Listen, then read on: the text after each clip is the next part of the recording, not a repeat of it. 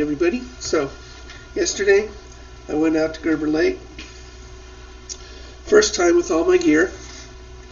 First time, basically by myself, because the other time 2 weeks ago was kind of a surprise to even me, because I just went out there to look at the lake and ended up borrowing some tackle and fishing with the family out there. So, they did all the heavy lifting.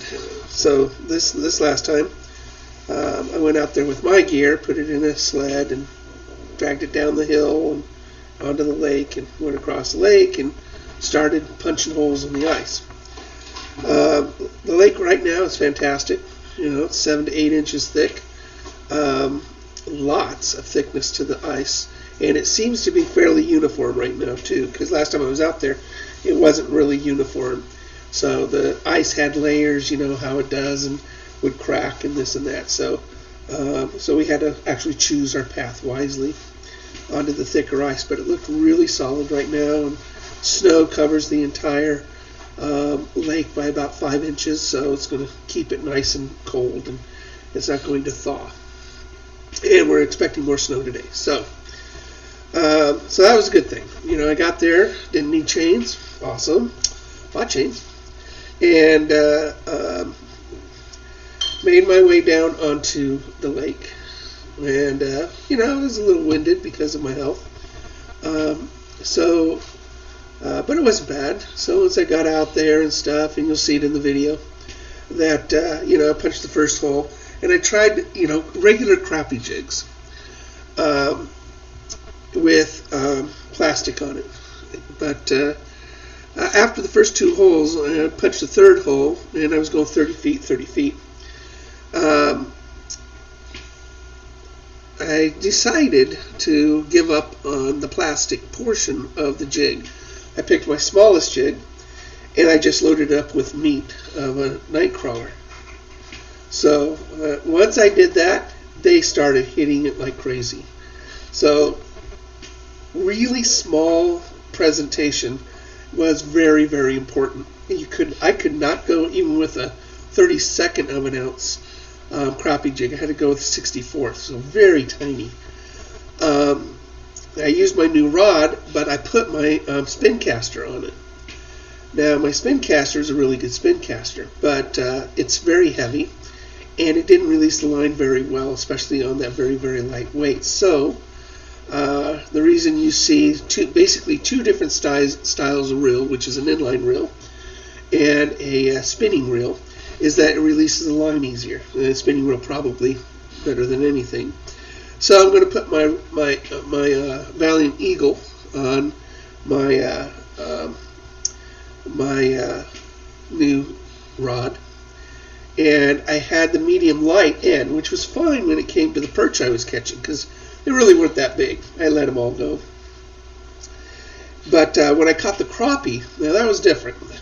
That poor medium light just was bending really hard, which is exciting to see, but I needed a medium in order to set the hooks. I lost a lot of bites, and because of the flexibility of the medium light, it didn't set my hook real well, and that's really what I thought. So I need to put the other tip on it. Fortunately, the Cast King ice rods come with 2 tips, and you basically have 2 rods. So I would recommend going with, depending on what you're shooting for. I mean, medium light works great for the perch, but they're a big perch right now. So I would stick with a medium on your and having a good backbone on it. I did use the new fluorocarbon, the covert fluorocarbon, and it worked really, really well. So those are the things that worked well, didn't work well, a little change over here and there. I thought drilling a hole in the ice, which I had never done before, was going to be harder. Not hard. Yeah, it's just water, I guess. And the blade was sharp, so it just... some ice was a little thicker than others, and I actually used some larger holes that were already there that is partially frozen closed, and all I did was sort of drilled through it and then knocked it out. So So I have a 6-inch bit, and there were some 8-inch holes out there, and I used a couple of those, so kind of nice.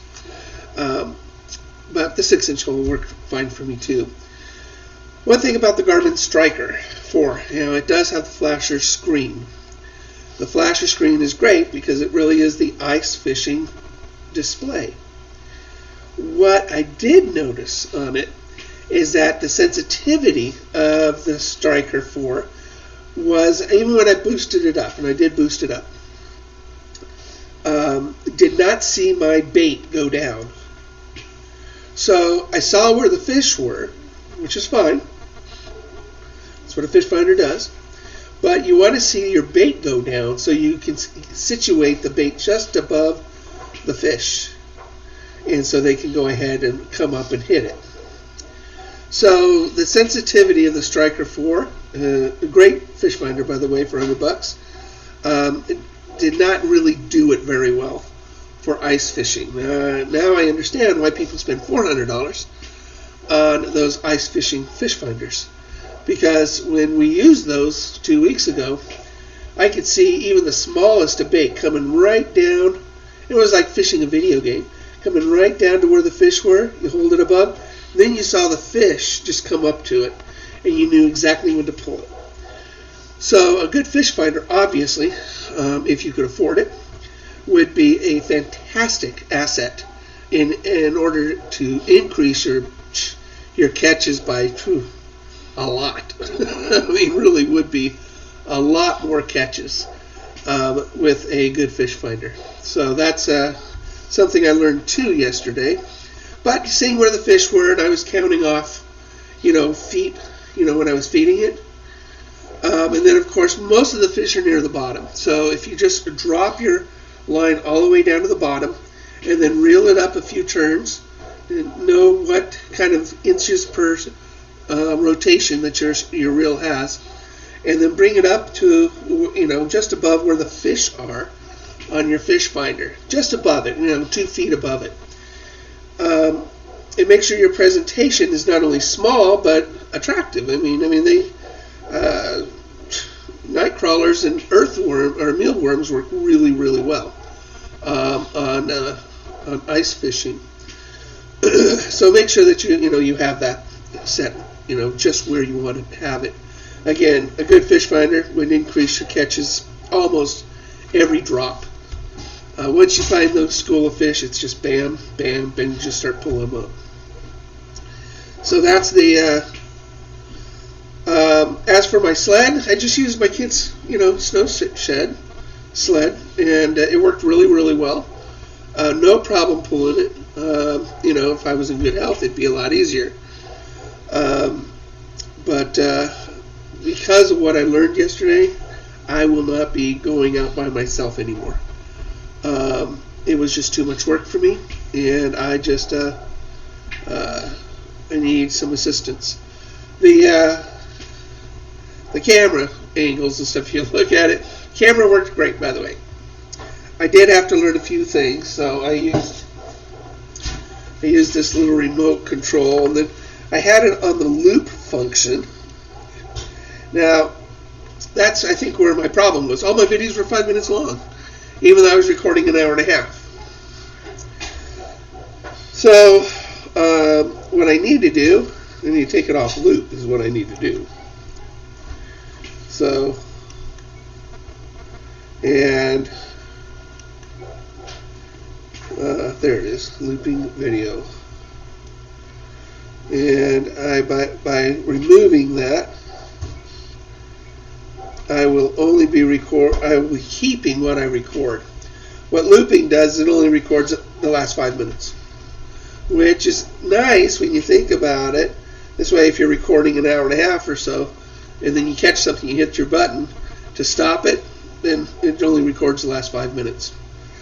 So it's easier for that. But problem is, there was a lot of things I was talking through and stuff that I lost. And then all the fish weren't biting. They would bite in series, but I would lose them because only kept the last 5 minutes. So I now took it off loop,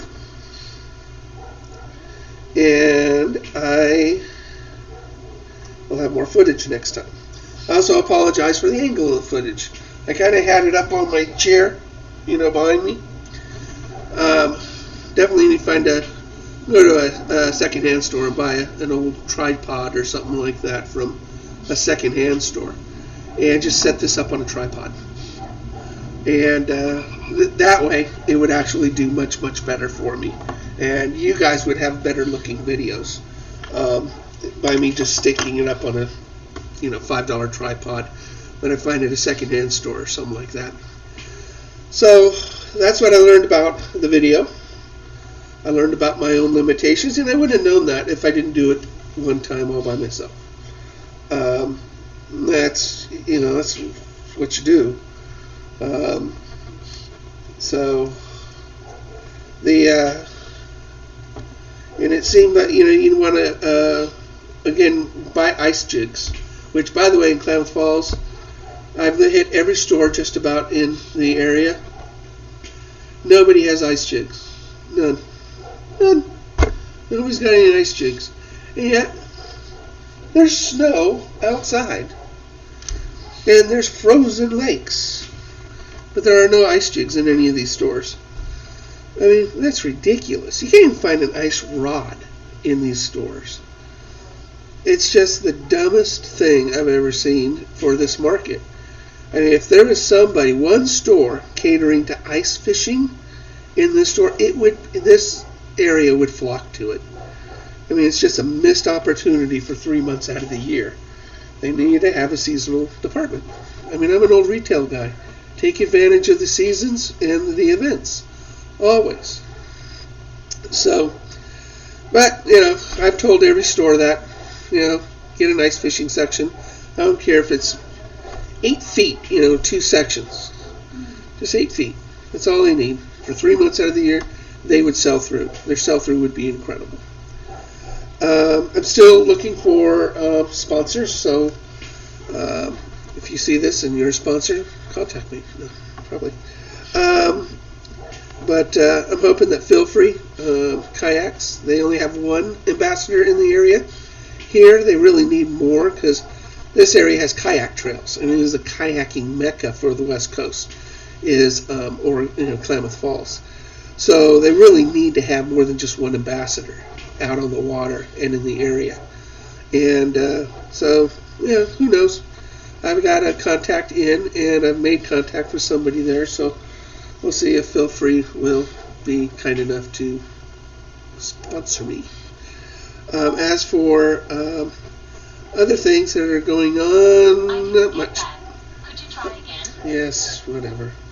I'm going to interview Angler of the Year in a future stream, and that's exciting. It's here in Oregon.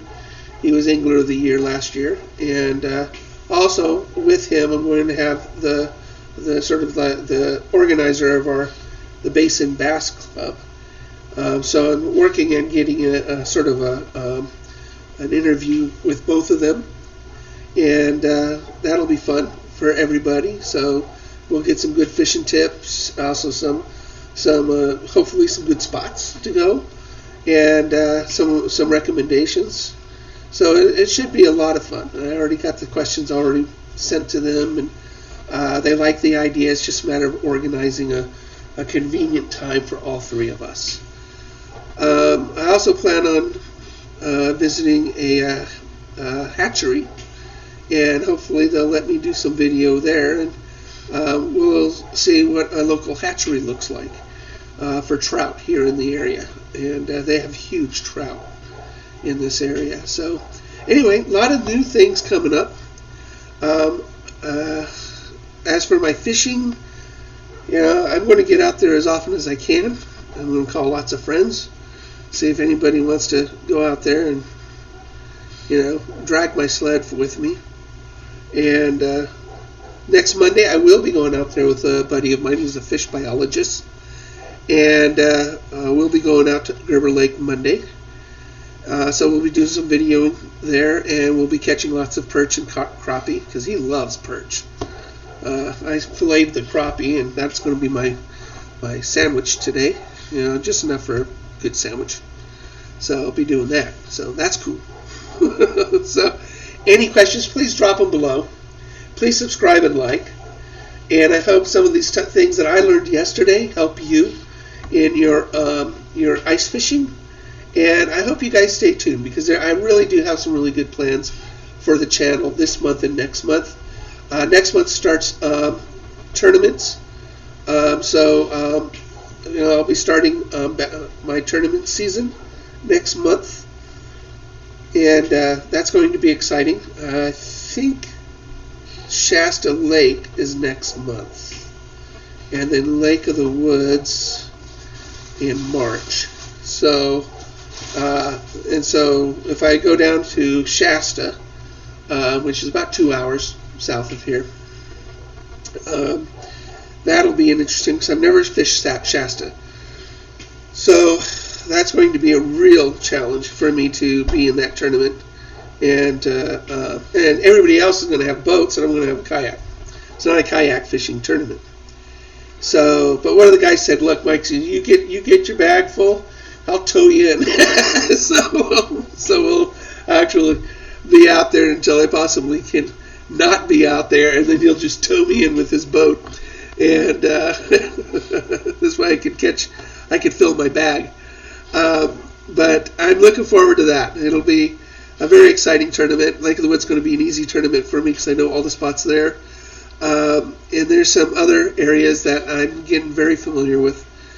So I'm looking forward to that. I might be pulling the kayak out in the next couple weeks. I did notice some really good rivers and stuff that are in the area that are not frozen. We'll see what happens in a couple weeks. But it looked like I could get some, decent catches there too. So anyway, everybody have fun. Keep your lines tight. Stay tuned to this channel. Please go to the giveaway, which is the featured video. Like, subscribe, comment, and you'll be entered into the giveaway. So my last video, yesterday's ice fishing trip, watch it all the way to the end, because all the way to the end is sort of me talking a little bit about me and what I learned about my health. And fortunately, I brought my oxygen with me yesterday. That probably was the difference maker. And I also put a really brand new graphic at the very end that I made this week of the video. Tell me what you think of that. I mean, I made that of a bass swimming in the water. If you notice, the thing it eats is my logo spinning. So look at it. Check it out. Tell me what you think about it. Anyway, you guys have a good time. Have fun. I will talk to you through comments on this video. And we'll look forward to our live streams and interviews coming up. Take care, everybody.